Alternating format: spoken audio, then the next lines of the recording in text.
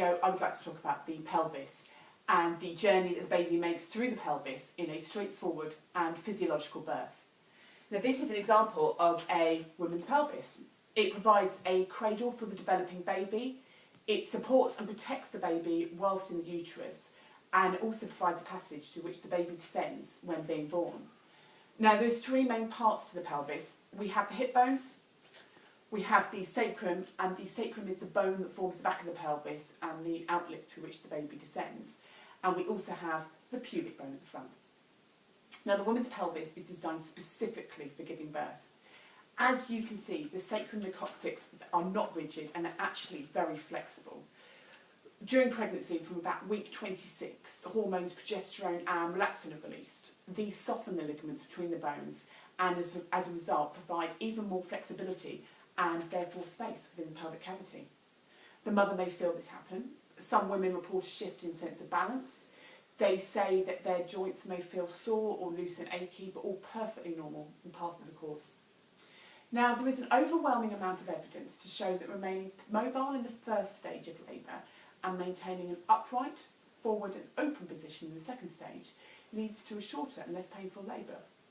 Upright, forward, as in leaning forward, and open, as in allowing your pelvis to open as much as possible, allows maximum space within the pelvic cavity, and the baby is able to make an easier journey. Let me demonstrate why. If a mother was to give birth lying down on a bed, her pelvis would be in this position. Now, as you can see, lying down reduces the space within the pelvis, as the coccyx is unable to move freely. In addition, as the baby makes its journey through the pelvis, it has to defy gravity and move upwards. This change of direction can be quite challenging, like trying to squeeze your foot into a welly boot. This can be harder for the baby to birth and the mother also, especially at the pushing stage. Therefore, the pelvis is designed to birth a baby in upright, forward and open. The coccyx and sacrum can move freely. There's up to 25% more space within the pelvic cavity, and baby can work in line with gravity. So let's have a look at a couple of positions. A great position for first and second stages on all fours. It gives the mother a rest. The birthing partner can support by providing cushions and blankets and takes pressure off the coccyx and sacrum.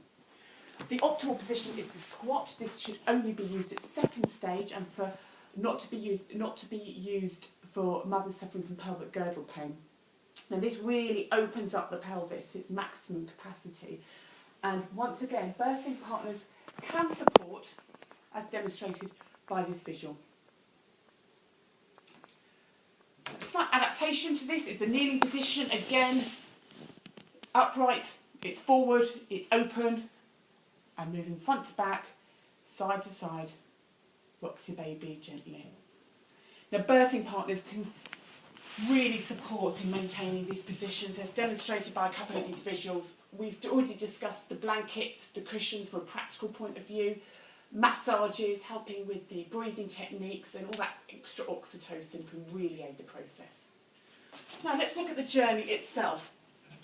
Now, the term engagement refers to when a baby's head enters the pelvis, and for a first-time pregnancy, this can happen anywhere from about 36 weeks onwards. For second or subsequent, this could happen, baby's head could pop in and out of the pelvic cavity and actually not engage till after labour begins. If we look at our baby, widest part of baby's head is front to back, widest part of baby is shoulder to shoulder, widest part of the pelvis is side to side, and as baby enters the pelvic cavity, he enters with the widest part of his head in the widest part of the pelvis. Now, we've already referred to the pelvic floor, which is the hammock of muscles under the pelvis. And as baby moves down through the pelvis and the head meets the pelvic floor, it has a magical quality of rotation, and baby turns and twists. So now the widest part of the baby, which is the shoulders, is in the widest part of the pelvis. Contractions continue.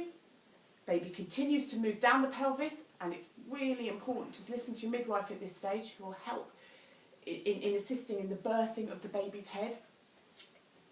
Baby's head comes up, it just starts to come up under the pubic arch. The shoulders meet the pelvic floor, and once again baby turns Contractions continue and baby is born straight onto mother's chest for some skin to skin and the birth of the placenta. Thank you.